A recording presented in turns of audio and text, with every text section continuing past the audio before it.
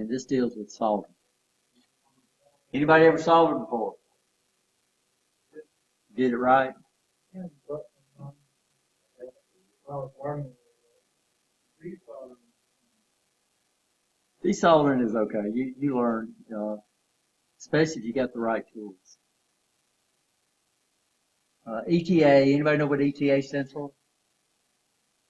Which is no longer, by the way, ETA disbanded. No. Electronic Technicians Association. ETA, by the way, ETA for years set all kind of standards. They disbanded because, and they went to what they call the TIA, I think, telecommunication. What are the three metals most commonly used in solder? Electrical, electricity, and electronics. What's the purpose of the flux used in soldering? What type of flux is used in soldering electrical and electronic devices? What does the term tinning mean? What soldering iron wattage range is used, most often used for electronics? What is the first thing to do each time you pick up the soldering iron? Anybody know the answer to all these questions? So ETA is Electronic Industries Association, but like I said, they disbanded, by the way, in 2006. Soldering. So it's a whole different thing. It's not a chapter. The three metals we use in electronic soldering. Now, we do have what they call lead-free solder. We very seldom use that in electronics because it doesn't give us a real good joint. And also, lead-free solder takes a higher temperature to melt, which we don't like in electronics. So the solder that we use has lead in it. And what's the problem with lead?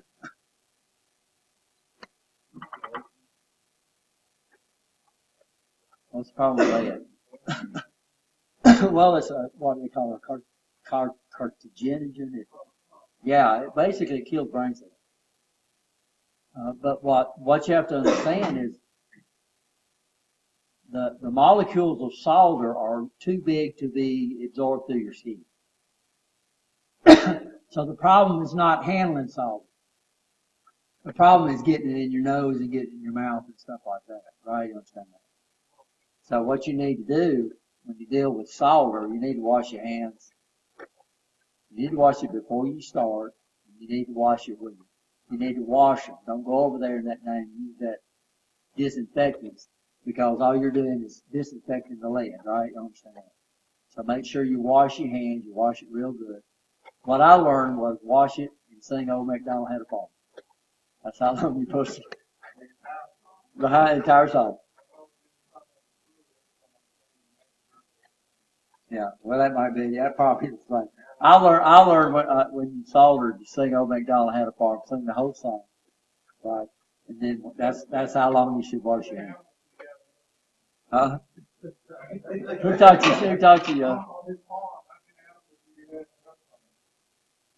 The joke was, let me tell you the joke. Now, this swapped back and forth between schools. The joke would be I'm an Auburn. So they said an Alabama football player failed music appreciation. So they said, okay, we're going to put you in this room and we're going to let you enter this song. We're going to let you enter this song the whole time. And he said in there they played Old MacDonald Had a Farm. Old MacDonald Had a Farm. Old MacDonald Had a Farm. Then they got him out and they gave him one question on his test. They said, how do you spell farm? And he said E-I-E-I-O. I've heard the same joke for Auburn too. There you go. Huh? That joke's been around a long time. That's the first time you ever heard that joke? That's a good one. So we use tin, we use lead, or sometimes we use what they call silver solder, which would be, and these are the ratios. We have 60-40, which is the most often used. 63-37 is what we call eutectic solder. And then 62-36-2 would be what we call silver solder.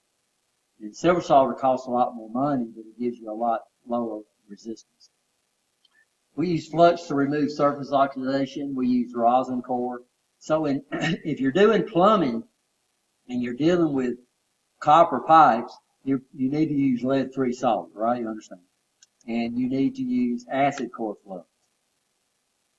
In electronics, acid is a conductor. Y'all understand that? If it wasn't a conductor, we wouldn't put it in our car batteries, right? You understand that? So acid is a conductor. So we don't use acid because acid would eat up everything. And it's also a conductor, so it would create short circuits. So don't use acid core flux when you do electronic solvent.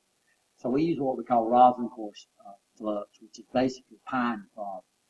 And what's nice about rosin, pine rosin, it becomes very corrosive when it's hot, and then it becomes inert when it cools off. So it's the perfect, ideal thing. It doesn't break it down as good as it does rosin, it's acid. So sometimes we have to pre-clean these things with like an eraser or something like that. Tinning means coating with solder. Normally when we do electronic soldering, we use between a 25 and a 35 watt iron, and we always clean the tip every time you pick it up. Are we okay? Soldering, the purpose of soldering is to produce a physically strong joint between two conductors that has a low electrical resistance. An alloy is the combination of two or more metals. Soldering is the process of bonding together two or more metals with a third metal called what? Solder. That's right. Eutectic, the metal ratio of an alloy that produces the lowest melting point. It has no melting. It has no plastic state. So y'all familiar with steel? How do they roll steel? Well, they don't melt it. They put it into a plastic state, right? You understand? So they got to set a temperature. As long as you get above that temperature, it turns like clay. And then if you get it above that temperature, it turns into a liquid, right? Tin lead silver ratio. Solder most commonly used in electronics is 60-40. The numbers indicates we have 60% tin and 40% lead. The solder used in electronics is hollow with pine rosin in the center, so we use what we call rosin core solder. So what happens is the rosin has a lot lower melting temperature than the solder. So as soon as your iron hits that thing, that tube opens up and that flux just comes spilling out across your surface before the solder even melts. The preferred solder 6337, this is eutectic solder. This costs a lot more money. And why we don't use that, I have no idea. The predominant solder is 60-40. So that means it's going to have a very small plastic state, very small. Are we okay? Wetting, this is another one. Wetting is the process of combining the surface molecules of the metal being soldered together with the molecules of the solder. So this is the way we get a good solder joint if we have wetting. So that's when the molecules actually bond together, right? Understand? And we can tell when we get that, by the way. Flux is a chemical that helps remove oxidation from the surface of conductors. The flux used in electronics is pine rosin.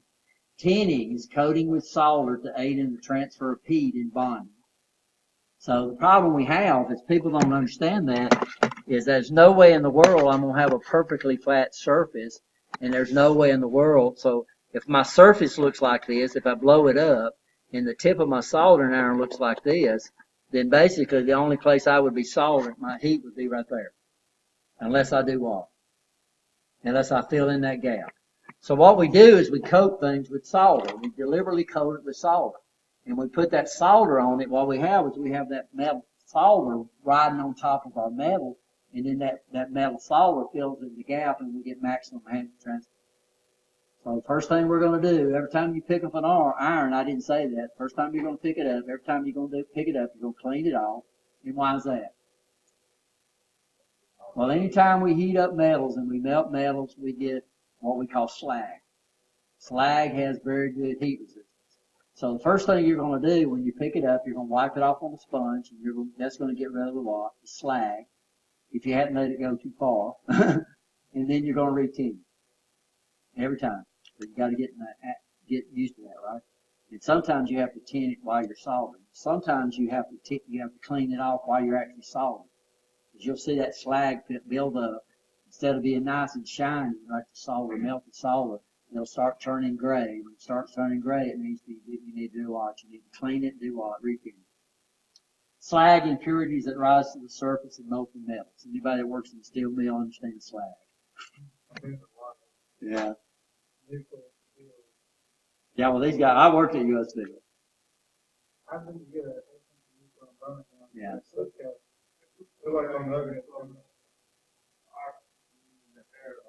Yeah, when you start pumping all that stuff in there, then you put all that scrap metal in there too, and it's got all kind of impurities in it, and that's what a lot of. This is a chart, by the way, that gives us a good idea. And what we got on the left hand side, this is pure lead, and then on the bottom across the top is pure. I mean, this is pure tin. So lead has a melting temperature of about 621 degrees. Tin has a melting temperature of 450. When we start combining it and we create an alloy, the alloy actually might have it has a lower melting temperature than the solid because we're melting it with, bonding it with lead, right? So here's our ratios. So we notice at 10% lead and 90%, 10% tin and 90% lead, it melts at around about 475 degrees. I mean, you don't melt, it turns into a what? A plastic. And then it gets up to 576 degrees, it turns into liquid. So that means I'd have to hold my solder joint perfect that whole time while it's going through the plastic stack, right? You understand? Or we'd end up what we call a cold joint. And you can see as these ratios change, the melting temperature keeps going down and down and down until we hit 6337, which melts at exactly 361 degrees. It has absolutely no plastic stack. So what that means, if I get it above 361 degrees, it turns into a liquid. If it gets below 361 degrees, it turns into a solid. You can see it. Your solder it'll be melted and you can see it solidify. The only problem is normally we don't use 6337. And ask me why, I have no idea. The most often salt, even though you can buy it, it's usually more expensive, I guess, because it might be harder to make. The standard solder that we use in electronics is 6040. 6040 is right here, which melts at about 371 degrees, and it has an extremely small plastic stack. So we got to hold it a little steady when it cools, but when it cools, it's going to cool down real fast, and it'll turn into a solid. Just don't move it while it's cool. Make sense? So these are our different fluxes. This is the one you're going to run into most often. That's the one I've seen most often.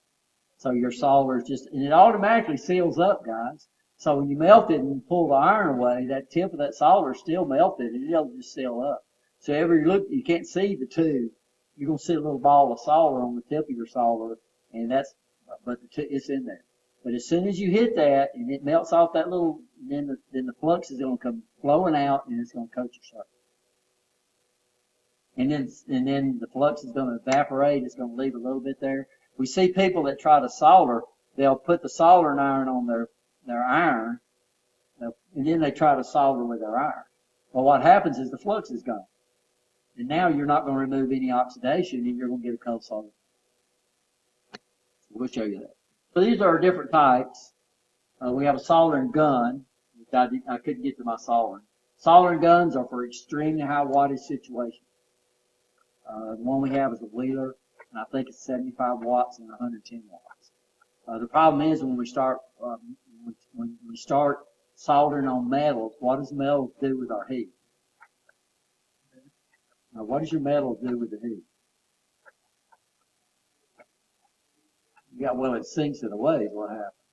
So in electronics, we usually deal with a 35 watt iron, about that. But if I'm going to solder like a big TO3 transistor, I'll show you some of those. And by George, you're soldering the case, and odds are you're going to have to use a higher wattage iron. Or if you get in some extremely big gauge wire, you're trying to tin like a 12 gauge wire. You can't do that with a little 35 watt iron because you're going to hit that copper. The conductors of heat pretty much follow the good conductor of heat pretty much follows the good conductors of electricity. So copper is an extremely good conductor of heat. So that means if you got a big gauge wire and you put a little old tiny iron on that and you're trying to solder, you're not going to ever heat it up because what's going to happen to all your heat is going to be what? And you're never going to get that thing up to 370 degrees. Okay? So depends on what gauge or what you're doing, which one of these you're going to use. And then we have different tips. Tips are usually a preference of whoever wants to use. I like to use, this is my favorite tip right here, this semi chisel tip. But this depends on you. Which one are you most comfortable with? Which one do you like? And so most of your soldering irons, you can buy all kind of tips for iron, and you can buy multiple tips. So if you're soldering across big things, you might want to go up to a full chisel, right? You understand? Or if you're soldering really little tiny things, you might go to this little tiny chisel, which is what I really like. This guy right here. So just about all your good soldering irons, the tips are replacing. We'll show you all the irons that we use. We got ours from Jamico. So this is the process of soldering. People don't understand this. What we're using our soldering iron for is to provide the heat. The soldering iron is not doing the soldering. What's doing the soldering are the metals you're soldering together. Anybody that's ever did any brazing, you don't braze with your torch. Your torch gets something hot, and then you braze with the metals you're trying to braze together. So what you're trying to do with your soldering iron is you're trying to get the two metals hot enough to melt the salt. Okay, y'all understand that? So we start off, we do what? First thing we do is what? Clean it. Then we probably do what? Tin it. Then look where they're putting the iron at. They're putting it on one side. They're making sure the iron touches both metals that we're soldering together. And then what do they do? Where do they put the solder at? On the other side of where they're soldering. So if it melts over there, what does that mean? Well, that means the metals are hot enough to melt the solder. And if it's hot enough to melt the solder and those metals are clean, then you're going to get wetting. Everybody understand that? Now sometimes if it don't take off right off the bat, then what you'll do is you'll take your solder and you'll touch it on this side until it flows, and then you'll move over to that side. Right? You understand? So sometimes you just can't get enough heat until you get a better connection, right? Or better heat transfer. So there's nothing wrong with touching the solder right here. But you always end up soldering on the opposite side. Away from the iron. Everybody understand that? And you'll see people do that. They'll come up here and they'll put their soldering iron, they'll put it on their iron, and then they'll take their iron, they'll put a big ball of solder on their iron. As soon as they do that, the flux is gone. You get down here, you put it on this guy, all your oxidation is there. Nothing solders, and you end up with a big blob of solder down there, and nothing's connected together. Everybody okay? And what we're looking for, guys, is we're looking what we call this fillet right here. So if I can't tell it's a good joint, I assume it's bad, right? You understand that? So what I've got to do is I've got to see the bonding between the metals. So if I'm coming up here and doing a part on a printed circuit board, and my lead comes up and does that, then what I'm going to shoot for is I'm going to shoot for a solder joint that looks like this. So I can actually see it bond with the eye, because it comes up and levels off. I can see it bond with the eye, and I can see it bond with the wire. But we'll see people, they'll do this. They'll come up here and they'll have the wire sticking out, and they'll put a big blob of solder across it. Well, what's the problem? I can't tell. Is it a good joint? You don't know. If you can't see the wetting, you assume it's bad. Right? You understand? If you ever see this, so if you come over here and you see this, and it comes up here and it dips down into it like that, that means you have oxidation on that wire and you did not get wet. So you'll see it'll actually dip in there. If you come over here on your eye on the bottom, if you come over here and see it do this, even though you got good wetting up here, if you see it bubble down like that, what does it mean? Well, you didn't get the oxidation off the pad, and it means you got a bad joint. If you come over here and do this,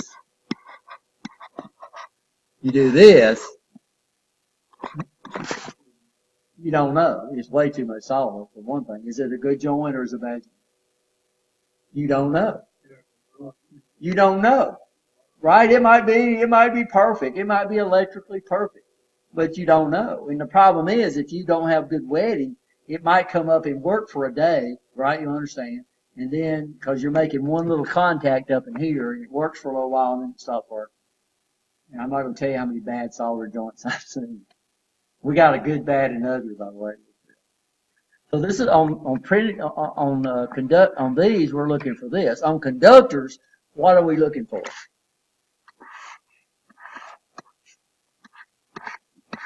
So I've got a stranded conductor. By the way, we don't normally solder solid strand wires. We normally do what? Twist them together, and then we use some type of iron.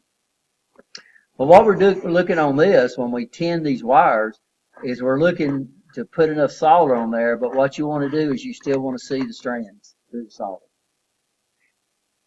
And if I can still see the strands and I've got good coating, then it means I've got a good tin, right? You understand? So a lot of times to splice wires together, solid strand wires together, stranded wires, we make them act like solid wires. How do we make them act like solid wires? We just tin them. We pre-tin them a lot. And then when I pre-tin them, one of the ways I can splice them is just doing what? Twist them together. This is what you probably don't have. Have you ever used a solder back before? Well, if you know how to use them, this guy's in there. Well, this is solder splicing. Now this guy is using 12 gauge wire, and what's nice about using 12 gauge wire is that it's big. But the techniques are exactly the same if we use stranded wire. But what we'll do first is we'll pin. Okay, you ready? This is not going to work, but I'll put this. In fact, I'm going to pause it.